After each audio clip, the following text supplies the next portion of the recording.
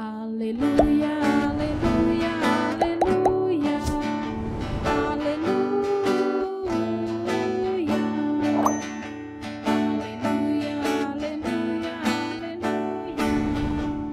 aleluia, aleluia.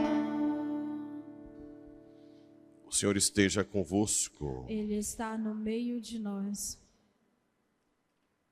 Proclamação do Evangelho de Jesus Cristo segundo Mateus. Glória a vós, Senhor. Naquele tempo, quando soube da morte de João Batista, Jesus partiu e foi de barco para um lugar deserto e afastado. Mas quando as multidões souberam disso, saíram das cidades e o seguiram a pé. Ao sair da barca, Jesus viu uma grande multidão.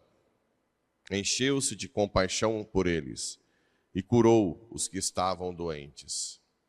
Ao entardecer, os discípulos aproximaram-se de Jesus e disseram: Este lugar é deserto, e a hora já está adiantada. Despede as multidões, para que possam ir aos povoados comprar comida. Jesus, porém, lhes disse: Eles não precisam ir embora. Dai-lhes vós mesmos de comer. Os discípulos responderam: Só temos aqui 5 pães e 2 peixes. Jesus disse: Trazei-os aqui. Jesus mandou que as multidões se sentassem na grama. Então pegou os 5 pães e os 2 peixes, ergueu os olhos para o céu e pronunciou a bênção. Em seguida, partiu os pães e os deu aos discípulos. Os discípulos os distribuíram às multidões. Todos comeram e ficaram calados, satisfeitos. E dos pedaços que sobraram, recolheram ainda 12 cestos cheios.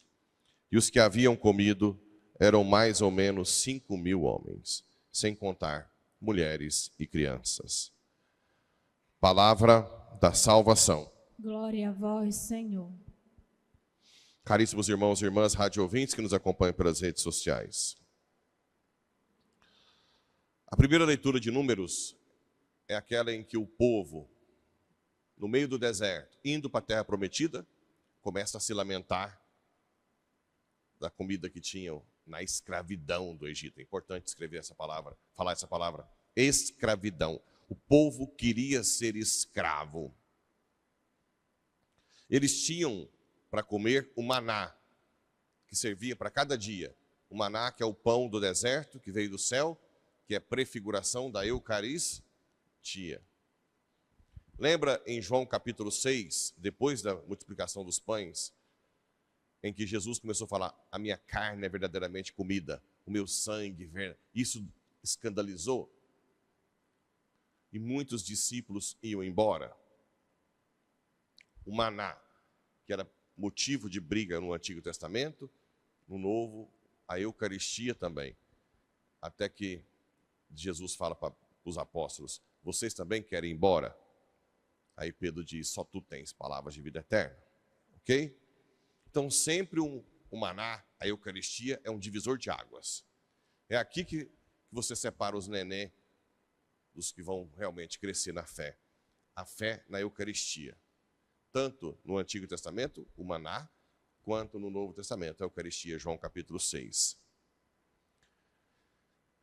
E o maná e a reclamação do povo acabou tirando a paz de Moisés. Talvez seja por esse comportamento que Moisés não entrou na terra prometida. Ele chegou a falar: já não posso suportar sozinho o peso deste povo, é grande demais. Se queres continuar a tratar-me assim, peço-te que tires a minha vida. Olha o poder da palavra. Moisés morreu antes de chegar à terra prometida.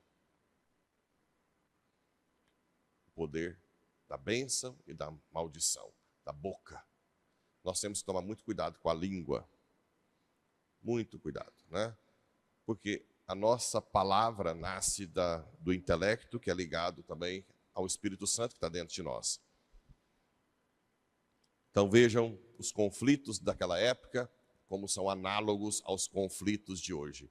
E hoje também, vira e mexe, eu não sou o Moisés da vida, mas eu tenho que ficar indo atrás de gente que começou aqui na igreja, começou para a terra prometida, mas depois gostam da escravidão do pecado. Gosta de um rabo de saia. Gosta de um sexozinho casual. Não é isso? Gosta de um final de semana passeando. Querem ficar escravos do pecado. Às vezes até começaram a seguir no caminho da terra prometida nossa, que é o céu. Muitos até se engajaram. Quantos que vocês conhecem? Eu não conheço porque eu não estava aqui, mas da época do auge da... Dona Zenaide está ali. O auge da renovação, em que enchiam os ginásios. Aqui enchia alguma coisa? Lembra dessa época? Tinha renovação aqui? Não era um fervoroso? Quantos desses estão agora sem ir na igreja? Ou até viraram até protestantes? Quantos e quantos não seguiram no deserto para chegar na terra prometida? Gente, eu quero aproveitar essa murmuração do povo e aproveitar o meu choro do povo que volta para a escravidão do pecado e falar para vocês, por favor, peçam a Jesus a perseverança final. Não adianta vocês virem aqui hoje, todo dia na missa, e morrerem afastados da igreja. Não adianta. Não adianta eu largar minha vida, ser padre e abandonar o sacerdócio. Nós temos que implorar a graça de perseverar até o fim, até o último suspiro. E para isso, vocês têm que fazer compromissos que não recuam. Geralmente, pessoas que não perseveram são pessoas que fazem compromissos de oração, de caridade, e não fazem, oscila. Quantos e quantos eu atendo, eu não consigo rezar o terço, eu não consigo ler a Bíblia, eu não estou conseguindo vir no Santíssimo. Mas nunca toma decisão. Tá bom, mas por que você já não fez hoje? Se você já detectou que você está oscilando, decida. A partir de hoje eu não deixo mais de rezar o texto. A partir de hoje eu vou todo dia na capela. A partir de hoje eu vou ler 5, 10 minutinhos da Bíblia. A partir de hoje eu vou falar com Deus o dia inteiro na minha cabeça. Vou oferecer meu trabalho. E não volta atrás. São João Maria Vianney, gente, era o homem mais perseguido que pode existir de padre. O povo ria dele, chamava de burro, achava que não tinha que ser padre. Ao invés dele ficar feridinho, me chamaram de burro na igreja, eu não amo essa igreja mais. Como muita gente faria, né? Esses homens maldosos. O que ele fez? Depois teve um padre que ajudou ele a terminar o seminário, porque não sabia latim direito. Foi para Ars, que é a cidade menor da França. 147 habitantes só, na época. Perto de Lyon, né? Lyon. Ele até tem uma estátua indo para Ars. Ele encontra um rapazinho, aponta o céu. E eu não estava nem achando essa corrutelinha lá. Aí ele falou para o menino, me ensina o caminho de Ars e eu te ensinarei o caminho do céu. Aí sabe o que ele faz lá, quando chega na cidade? Todo mundo no boteco, ninguém queria saber de igreja, a igreja meio que mal cuidada. Sabe o que ele fez? Levou uma cabeça de burro, um osso, cabeça de burro, chegou diante de Jesus e disse, muito bem, Senhor, muitos me chamam de burro, eis aqui seu burrinho. O burrinho chegou, faça dele o que quiseres. Faça desse burrinho o que o Senhor quiser. Além dele superar as feridas das humilhações que ele sofreu, ele ainda se joga, abandona nos braços do Pai. Fazia penitência, rezava o tempo inteiro e ia visitar o povo. Fazia penitência, rezava e ia visitar o povo. A cidade inteira foi se convertendo. Ele atendia confissão até 3 horas da manhã. A primeira estrada de ferro de Paris para o interior foi passando por Ars. A estrada passava por Ars. Tanta gente o procurava. Simplesmente o burrinho que se colocou.